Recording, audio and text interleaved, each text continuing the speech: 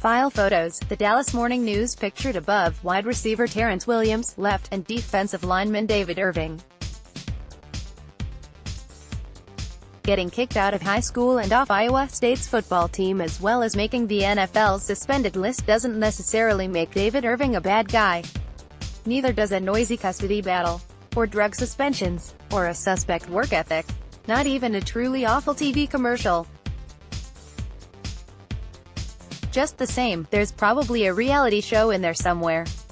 The good news is the show's over as far as the Cowboys are concerned, but not because they're finally living up to Jason Garrett's "right kind of guys" credo.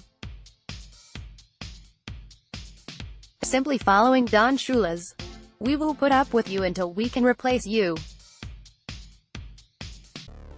Before taking a peek at the future, let's review. Only last year, the Cowboys acted as accomplices in Irving's not-so-excellent adventure. Gave him $2.91 million, which came to $727,500 per tackle. It'd have been cheaper to call in an occasional airstrike. From what sources tell R. David Moore, the Cowboys have determined they can live without Irving's drama from here on out. Same with Terrance Williams, their resident Evel Knievel. Neither Irving nor Williams made an impact on the Cowboys last season. But instead of waiting on them to get their minds right, the Cowboys are moving on for various reasons, not the least of them financial. Sign up for our free Cowboys newsletter. Williams had already been subbed out by the promising Michael Gallup, the last year's third-round draft pick.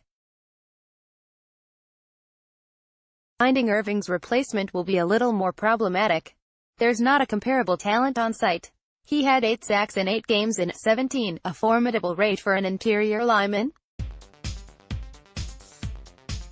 They simply couldn't keep him on the field, or out of trouble. Does releasing him mean the Cowboys are tired of taking risks on talent?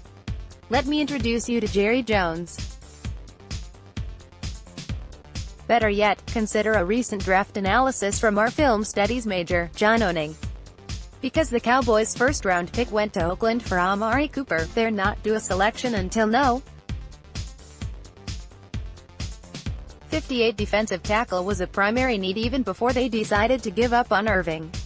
Fortunately for the Cowboys, this draft is deep in defensive tackles. One of the best, Mississippi State's Jeffrey Simmons, could slide into the Cowboys' vicinity. One reason is because he tore his left ACL this month and could miss the entire season. Another is a 3-year-old video which shows him punching and swiping at the head of a woman cowering face down in a parking lot. Simmons claimed he lost control while defending the honor of his sister and deceased nephews.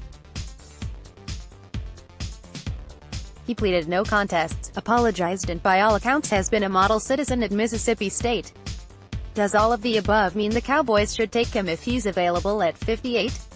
Lord, no. Does cutting ties with Irving make it easier if they do? Jerry might think so.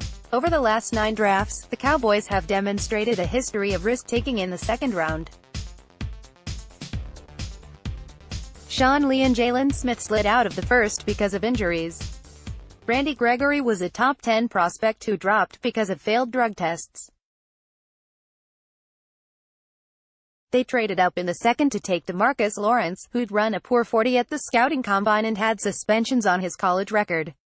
And, of course, they famously selected Gavin Escobar, which proved to be the only second-round mistake of the last 9.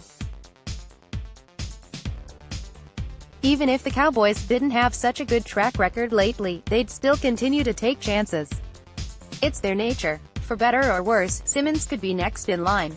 Whatever the Cowboys do, fans must hope Will McClay's good judgment comes in play once again.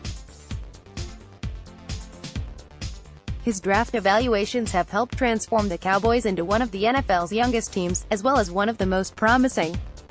They couldn't have turned over the roster if the young guys weren't good enough.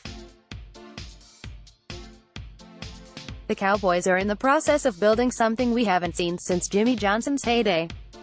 For the most part, his rosters were built around quality players and individuals. But he took chances, too.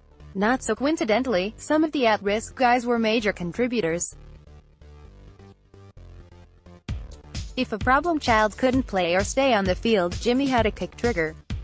The question is, who deserves second and third chances, and when are you merely wasting your time? Tough call. They learned their lesson about Irving. He's someone else's reality show now.